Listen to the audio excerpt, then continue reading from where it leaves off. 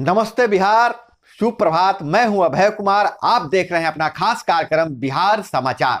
बिहार समाचार में खबरें बिहार की, बातें बिहार की, देश दुनिया की तमाम खबरें जिसे आपको जानना जरूरी है। बिहार समाचार में हम खबर लेते हैं सत्ता के गलियारों से, पंचायत के गलियों से और गांव के चौपालों से, जो आपको रखता है अपडेट और आप रहते हैं आगे। तो बिहार समाचार में हम खबर ले रहे हैं कि नीतीश कुमार के अफसरों की लड़ाई में बच्चों की पढ़ाई हो रही है बाधित।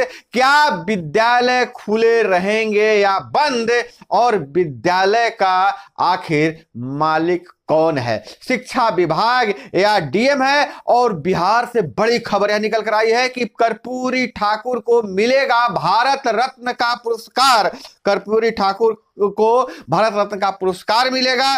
और इधर बहुत बड़ी खबर निकल के भारत रत्न पाने वाले चौथे व्यक्ति बने कर्पूरी ठाकुर। और राम मंदिर के नए मूर्ति का नाम होगा बालक राम। नए मूर्ति का नाम बालक राम रहेगा। और बिहार से बहुत बड़ी खबर आ रही है, अभी अभी खबर मिली है कि अररिया से एक्सिस बैंक में 90 लाख की लूट। हथियार से लैस 6 बदमाशों ने किया फायरिंग कर कस्टमर को भी लूटा। और औरंगाबाद जिले से खबर आ रही है कि जब दहेज में दूल्हे ने मांगा खून, शादी में मेहमानों से शगुन नहीं मांगा ब्लड। तो और इधर पटना में 25 तक बंद रहेंगे स्कूल। एक बार बिहार में यह देखने को मिल रही है कि पहली बार ऐसा लग रहा है कि सरकारी अफसर ही एक दूसरे से भिड़ चुके हैं। और खास करके इस विवाद के जड़ है के पाठक और पटना के डीएम चंद्रशेखर सिंह। तो मामला यह है कि के पाठक के आदेश को किया दरकिनार चंद्रशेखर सिंह ने, और स्कूलों की छुट्टी पर शिक्षा विभाग के एसीएस वर्सेस पटना डीएम अब ठन गया है। नीतीश कुमार के 2 अधिकारी आपस में ही लग गए हैं और आपस में ही एक दूसरे को अपनी शक्तियां दिखा रहे हैं। आखिर इन स्कूलों का असली मालिक कौन है? किसके आदेश से स्कूल बंद होगा या खुलेगा, यह अभी लड़ाई के बीच जारी है। एक तरफ डीएम साहब का कहना है कि जो हम 144 के तहत जो विद्यालय बंद करने का आदेश दे रहे हैं, किसी भी अधिकारी को उसे वापस करने का अधिकार नहीं है। न्यायालय ही मेरे आदेश के विरुद्ध कोई फैसला दे सकता है। एक तरफ पटना क्या पूरे बिहार कोल्ड डे के चपेट में है। पूरा शीतलहर जारी है, कड़ाके की ठंड पड़ रही है स्कूलों की छुट्टी पर, लेकिन विवाद बढ़ता जा रहा है। जहां शिक्षा विभाग के अफसर स्कूल खोलने के आदेश दे रहे हैं, वहीं पटना के डीएम डॉक्टर चंद्रशेखर नहीं मानेंगे। पटना के जिलाधिकारी ने एक बार फिर से मंगलवार को नर्सरी से कक्षा 8 तक के स्कूलों को 25 जनवरी तक बंद रखने का आदेश दिया है। पहले 23 तक दिया था, लेकिन जब के पाठक के अधिकारियों ने चिट्ठी निकालकर कहा कि स्कूल खोला जाए, जिलाधिकारियों से कहा जाए, जिलाधिकारी प्रधानाध्यापक तक पहुंचा दिए चिट्ठी, तो नहले पर दहला मारते हुए डॉक्टर चंद्रशेखर सिंह ने फिर से एक आदेश जारी कर दिया है। और इधर डीएम ने पहले से ही पटना जिले में 23 जनवरी तक सभी सरकारी और निजी स्कूलों में 8वीं तक की कक्षाओं को बंद रखने का आदेश दिया था। सर्दी के सितम को देखते हुए यह आदेश डीएम डॉक्टर चंद्रशेखर सिंह ने रविवार को जारी किया था, लेकिन सोमवार को शिक्षा विभाग के माध्यमिक शिक्षा निदेशक कन्हैया श्रीवास्तव ने सवाल उठाया था कि डीएम के आदेश को गलत बताया और पटना के जिला शिक्षा पदाधिकारियों को स्कूल खोलने का निर्देश दिया। इस पर शिक्षा विभाग और पटना के डीएम में ठन गया है। दोनों आमने सामने आ गए हैं। अब क्या होगा जब 2 विभाग आमने सामने हो जाएंगे और दोनों अफसरों के बीच में लेटरबाजी शुरू हो गई है। और वहीं कह रहे हैं, जहां शिक्षा विभाग कह रहा है कि स्कूल बंद करने की अनुमति नहीं ली, लिहाजा स्कूल खोला जाए। शिक्षा विभाग कह रहा है कि हमसे आदेश लिए बिना स्कूलों को बंद करने का कोई चाहे समय सारणी में बदलाव का आदेश नहीं दिया जा सकता है। लेकिन वहीं डीएम साहब कह रहे हैं कि कोल्ड डे के कारण स्कूल बंद किए गए हैं। अब उनका जो शिक्षा विभाग ने पत्र जो जारी किया है वह नियम के विरुद्ध है। और प्रदत्त शक्तियों के अनुसार कह रहे हैं डीएम साहब कि हमें संविधान ने जो प्रदत्त शक्तियां दी है उसके अनुसार हम निर्णय ले रहे हैं, बच्चों के हक में निर्णय ले रहे हैं, अभिभावकों के हक में निर्णय ले रहे हैं। आखिर इस मामले पर इन दोनों की लड़ाई में पीस रहे हैं छात्र और शिक्षक। तो अब क्या सरकार का अपने अफसरों पर नियंत्रण नहीं रहा? जहां जनता को कहते हैं कि तालमेल मिलाकर चलिए, तो क्या सरकार भी अब तालमेल नहीं मिला पाएगी और इस पर खतरा बढ़ गया है। हालांकि इस पर नीतीश कुमार क्या कहते हैं यह बाद में जब उनका बयान सामने आएगा तो फिर से इस पर अपडेट हम देंगे। लेकिन बहुत बड़ी खबर बिहार के लिए गौरव का क्षण है कि बिहार के कर्पूरी ठाकुर जी को दिया जाएगा भारत रत्न। और इधर हम बता दें, उससे पहले हम कर्पूरी ठाकुर मिलेगा कि 24 जनवरी को उनकी 100वीं जयंती है। वे 2 बार बिहार के सीएम और 1 बार डिप्टी सीएम रहे हैं। बिहार के पूर्व मुख्यमंत्री कर्पूरी ठाकुर को भारत रत्न मरणोपरांत, मतलब उन्हें मरणोपरांत भारत रत्न से सम्मानित किया जाएगा। राष्ट्रपति द्रौपदी मुर्मू ने उनकी 100वीं जयंती पर एक दिन पहले 23 जनवरी को यह घोषणा की। कर्पूरी ठाकुर 2 बार बिहार के मुख्यमंत्री, 1 बार डिप्टी सीएम रहे हैं। वे पिछड़े वर्ग के हितों की वकालत के लिए जाने जाते हैं। और हम आपको बता दें उनके फैसले जो है देश के लिए मिसाल बने हुए हैं। कर्पूरी ठाकुर को बिहार का सामाजिक न्याय का मसीहा माना जाता है। उन्होंने कई ऐसे फैसले लिए हैं जो केवल बिहार नहीं पूरे देश के लिए मिसाल बना था। और देश में जो सबसे पहले उन्हें पिछड़ा वर्ग को आरक्षण दिया, पढ़ाई में अंग्रेजी की अनिवार्यता को समाप्त किया, इसके साथ ही उन्होंने मैट्रिक तक की पढ़ाई को भी मुफ्त कर दिया था। तो बहुत बड़ा काम कर्पूरी ठाकुर ने किया था। उन्होंने बिहार में उर्दू को दूसरी राजकीय भाषा का दर्जा दिया था। पिछड़े ही नहीं, अगड़ों को भी 3% आरक्षण का प्रावधान किया। स्वतंत्रता का संघर्ष हो या जेपी आंदोलन, कर्पूरी ठाकुर की भूमिका अग्रणी है। अब इस मामले के पीछे राजनीति क्या छुपी हुई है? अब जहां चुनाव होने वाले हैं, कहा जाता है कि पिछड़ा अति पिछड़ा जो लालू प्रसाद और आरजेडी और जदयू बांट लिया है। लेकिन भाजपा ने, जो चर्चा यह है कि भाजपा ने यह दांव खेल दिया है अति पिछड़ों और पिछड़ों के वोटों पर सेंध लगाने के लिए। खैर यह बात है, लेकिन कर्पूरी ठाकुर को बता दें कि इससे पहले बिहार के चौथे व्यक्ति हैं कर्पूरी ठाकुर जिन्हें भारत रत्न मिलेगा। लालू और नीतीश भी मानते हैं इनको अपना गुरु।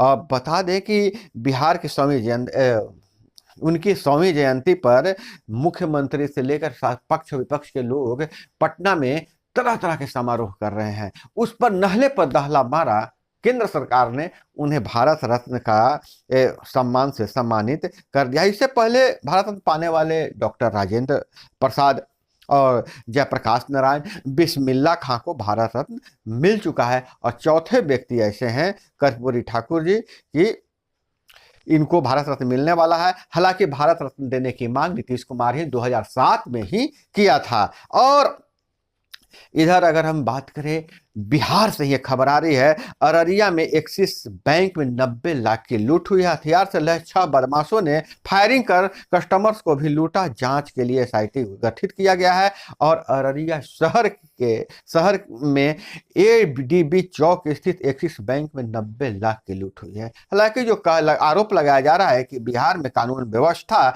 की स्थिति खराब हो रही है, लेकिन यह अररिया में यह दिन दहाड़े लूट जो सही में कानून व्यवस्था की पोल खोल दिया है।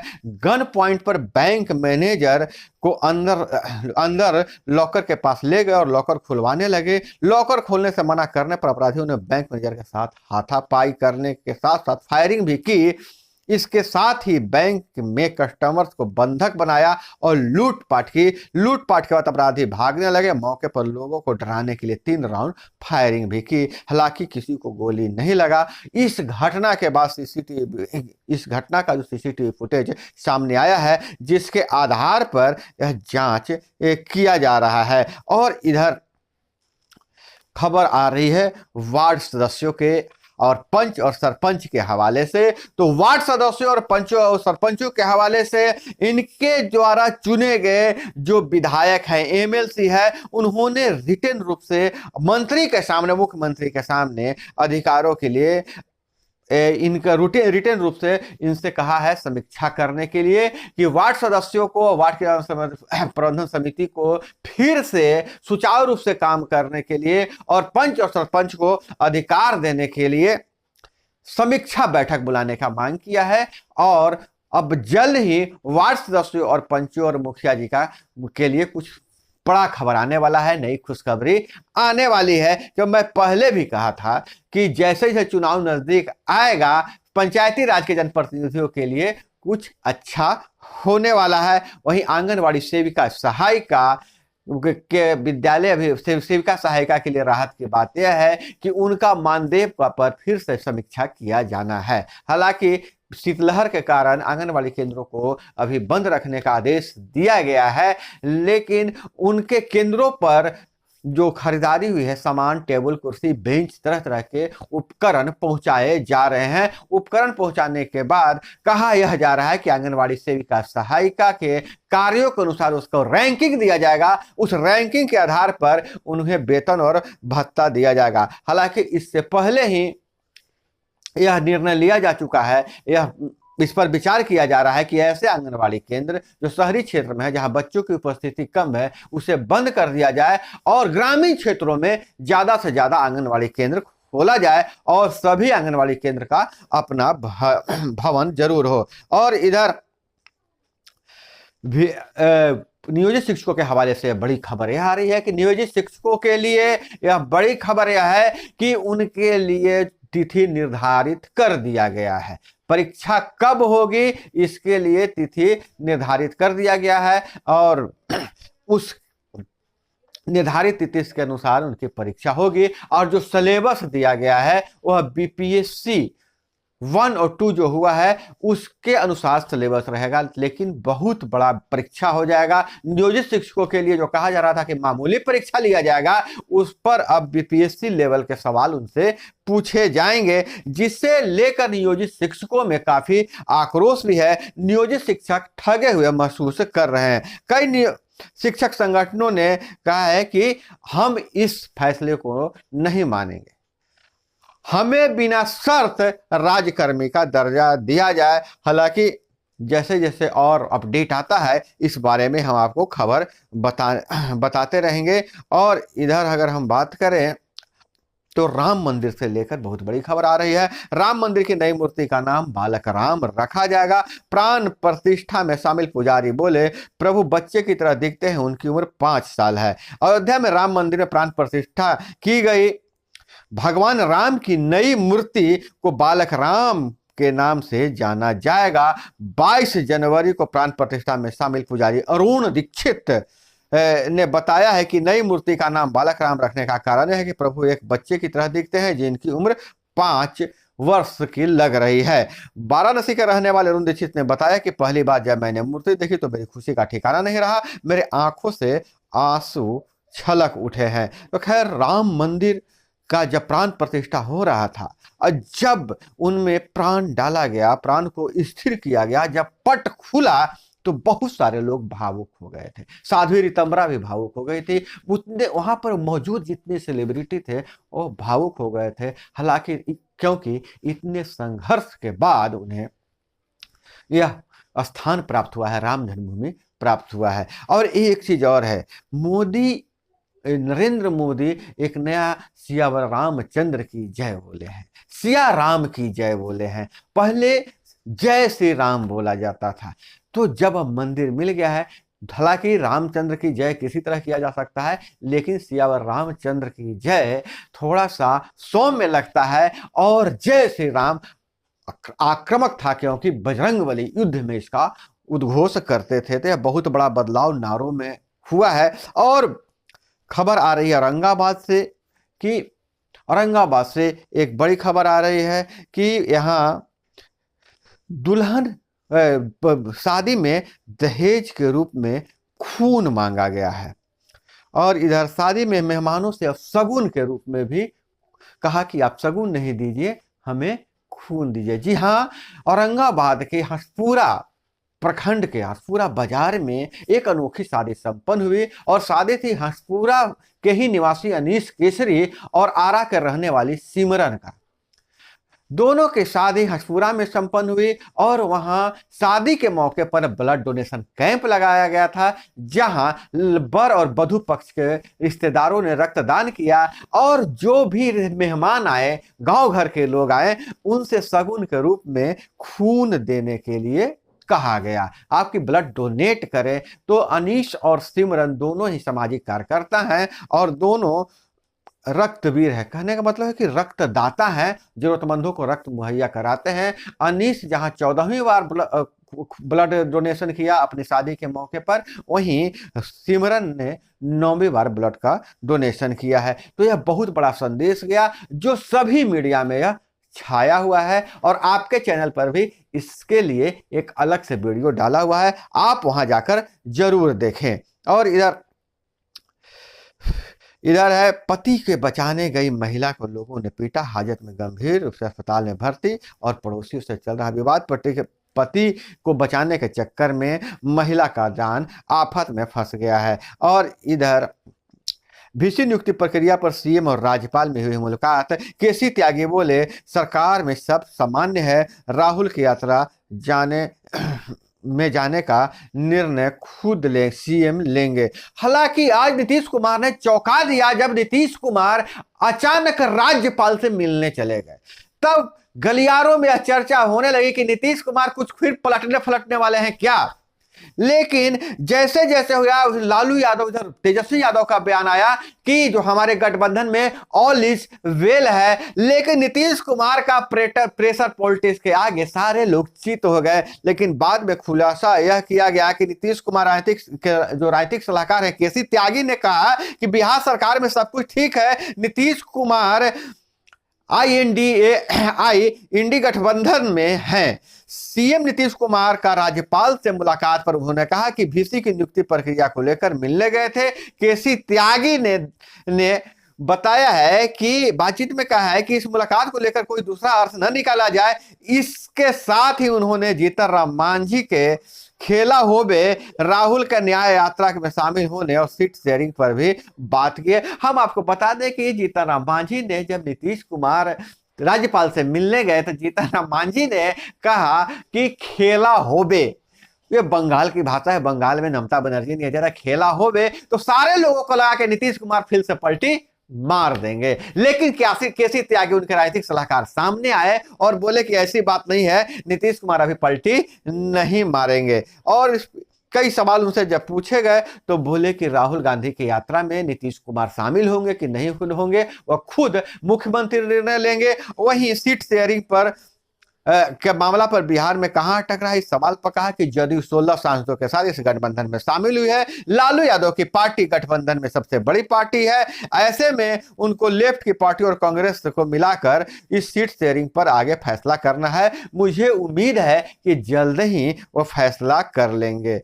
अब लालू यादव के जिम्मे कांग्रेस को और वामपंथी दलों को के पाले में डाल दिया गया है। जो कहा जा रहा है कि जो वामपंथी दलों को कांग्रेस की जो सीटें मिलेगी वह राजद अपने कोटे से देगी। 16 सीट हम हैं और 16 सीट हम लेकर रहेंगे। और वहीं नीतीश कुमार ने कहा है कि गठबंधन में कांग्रेस की महत्ता बढ़ाई है, अब उन्हें किनारे किया जा रहा है। जदयू इसे कैसे देख रही है। नीतीश कुमार का बहुत बड़ा बयान आया था कि नीतीश कुमार ने कांग्रेस की महत्ता बढ़ाई है, अब कांग्रेस को दरकिनार किया जा रहा है। तो उन्होंने कहा कि आज जो एक्सेसिबिलिटी है कांग्रेस पार्टी की है, उसे साबित करने के लिए नीतीश कुमार की महती भूमिका है। नीतीश कुमार तेजस्वी यादव ने सार्वजनिक तौर पर कहा है कि बिना कांग्रेस के कोई विकल्प नहीं बन सकता है। और वहीं राम मंदिर निर्माण और प्राण प्रतिष्ठा के बारे में भी उनसे सवाल किया गया तो उन्होंने कहा है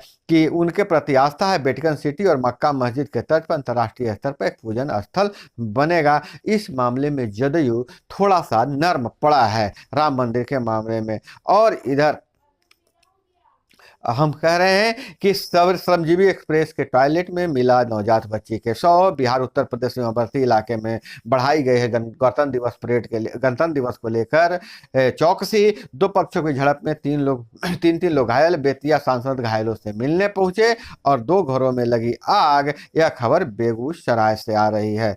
दोस्तों, यह थी वो तमाम खबरें जिसे आपको जानना जरूरी था। इसी तरह से खबरों के लिए जुड़े रहिए हमारे साथ। सभी को सुबह का नमस्कार। मिलते हैं अगले वीडियो में। जय हिंद, वंदे मातरम।